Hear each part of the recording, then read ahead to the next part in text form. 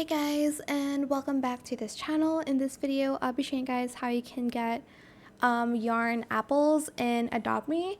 So when you enter the game, you'll get it the first thing. Once you open it anyways, you'll find it in your mailbox. But you're also able to get it by joining this game here in the arcade. It's called the Hauntlet. I don't know really how to play this game, but basically you'll just need to go through doors. It is a lot easier with friends. Um, so I guess I'm just going to the store here in the middle. And there's like a timer here as well. And you need to, I think, reach the 50th door.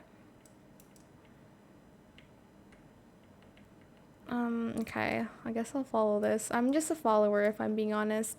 But once you've completed everything, you'll get some yarn apples in your mailbox. So yeah, that is it. I hope it was helpful for you guys. Don't forget, no, to like, comment, share, and also subscribe to this channel if you haven't done that already.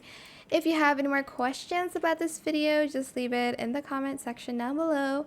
I will try my best to answer them all for you guys. And if you found this video helpful, please click the thanks button as well. That is it. Thank you so much for watching. Bye.